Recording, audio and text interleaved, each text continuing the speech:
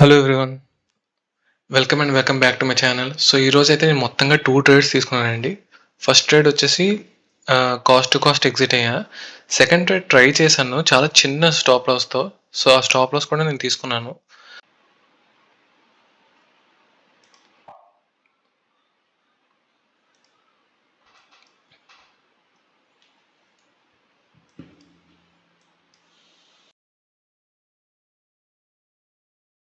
So stop loss వచ్చేసి just దీని లో మాత్రం ఇప్పుడు ప్రెజెంట్ 297 అంటే 298.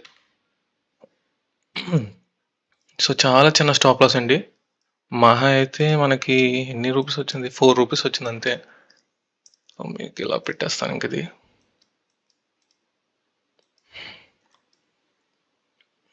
పొజిషన్స్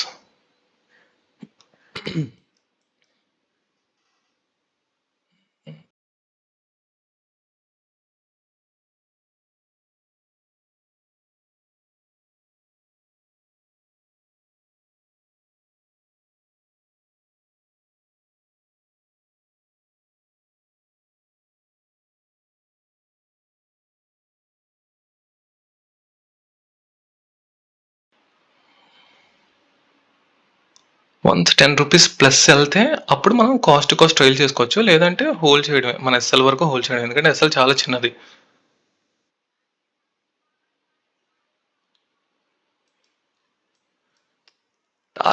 టార్గెట్ చెప్పాలి అంటే ఏం లేదండి. టార్గెట్ అయితే ఇక్కడ ఈ లో ఏదైతే ఉందో ఇక్కడ దాకా హోల్డ్ చేయొచ్చు.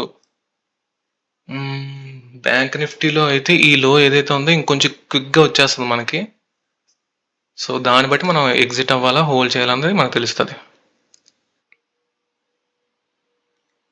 ఓకే, 10 రూపీస్ 11 రూపీస్ వచ్చింది. So now I'm trailing my SL to cost no risk trade, zero risk ఇది.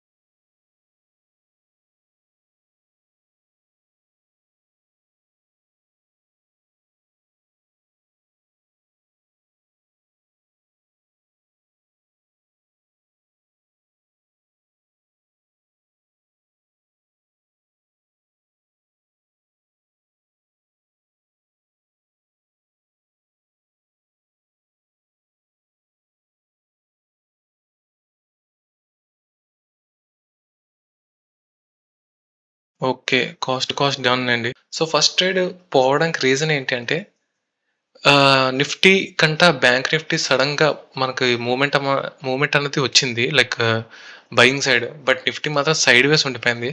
సో సైడ్ వేస్ ఉండిపోవడం వల్ల నా స్టాప్ లాస్ హిట్ అయింది.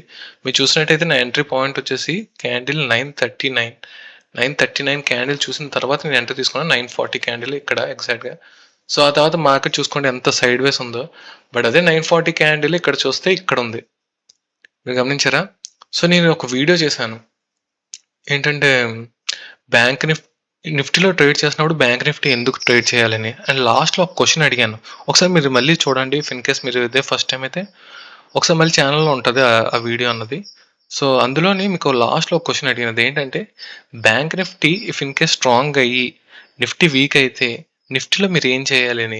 సో నేను ఆల్రెడీ లాంగ్ పొజిషన్లో ఉన్నాను కాబట్టి నేను ఆ వీడియో మధ్యలో కూడా చెప్పాను, బ్యాంక్ నిఫ్టీ ప్రకారంగా చూసుకుంటే నిఫ్టీ నా కాస్ట్ ఎస్ఎల్ హిట్ అవుతుందని. సో అలానే జరిగింది. సో అలానే హిట్ అయిపోవడం కూడా జరిగింది. సో మీరు ఒకసారి ఆ వీడియో చూడండి. సో నెక్స్ట్ వచ్చేసి నేను లాంగ్ పొజిషన్ ట్రై చేశాను సమ్వేర్. ఇది చాలా చాలా అంటే చాలా కాన్ఫిడెంట్. అండ్ నా టార్గెట్ వచ్చేసి ఇది, లైక్ ఈ లో ఒక లో క్రియేట్ చేసి బ్రేక్ డౌన్ ఇచ్చుకుంటూ మార్కెట్ కిందకి వచ్చింది కదా. సో ఎగ్జాక్ట్గా అదే లో మనం బ్యాంక్ నిఫ్టీలో చూస్తే బ్యాంక్ నిఫ్టీ అనేది ఆ లో బ్రేక్అవుట్ అయిపోయింది. ఓకే, ఎంట్రీ డన్ 312కి. అనుకున్న దానికంటే కొంచెం అటు ఇటు అయితే తెలుసు కదా. సో స్టాప్ లాస్ ఇచ్చేసుకుందాం, ఇది ఇంకా మేనేజ్ చేయాల్సిన అవసరం లేదు. 306, 305 or 7.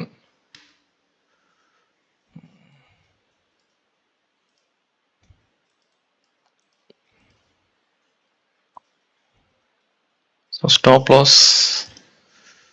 లాస్ ఇచ్చేసా, ఇది తీసేద్దాం. పొజిషన్ చూద్దాం, ఈ ట్రేడ్ అయినా మనకి ఎన్ని పాయింట్స్ వస్తుంది చూద్దాం.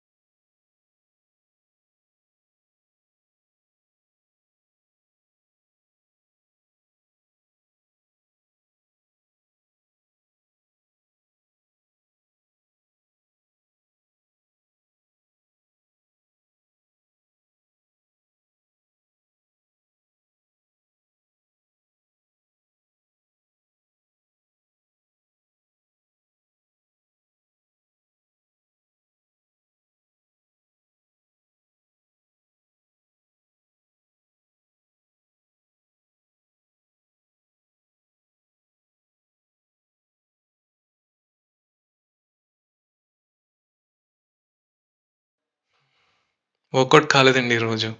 సో ఈరోజు లాస్ వచ్చేసి 510 రూపీస్. ఫస్ట్ది వచ్చేసి కాస్ట్ టు కాస్ట్, సెకండ్ది వచ్చేసి -448 రూపీస్ ఎస్ఎల్ ఇవ్వాల్సి వచ్చింది. సో ఇంకా ఫైట్ చేయడం వేస్ట్, మార్కెట్తో ఫైట్ చేయడం వేస్ట్. సో నేను ఏదైతే లెవెల్ అనుకున్నానో ఆ లెవెల్ అయితే బ్రేక్అవుట్ అవ్వలేదు. సో ఇంతే, ఈరోజు అయితే ఇంకా క్యాపిటల్ని ప్రొటెక్ట్ చేసుకోవాలి మనం. ఇంకోటి అంటే అస్సలు ఫైట్ చేయకూడదు. ఇప్పుడు కూడా ట్రెండ్కి అగేన్స్ట్గా మనం 2 ట్రైల్ తీసుకున్నాం. 2 ట్రైల్లో ఫస్ట్ ట్రేడ్ అయితే 11 రూపీస్ వచ్చింది ప్రాఫిట్గా. ఆ తర్వాత కాస్ట్ టు కాస్ట్ ఎగ్జిట్ అయ్యాను నేను. సెకండ్ ట్రేడ్ వచ్చేసి నా ఎంట్రీ అవ్వగానే 5 రూపీస్, 5.35 రూపీస్ వరకు మన ఫేవర్లో నడిచింది. బట్ అది పెద్ద ఏం కాదు. బట్ తర్వాత చూసుకున్నట్టయితే మన ఎస్ఎల్ అనేది హిట్ అయిపోయింది.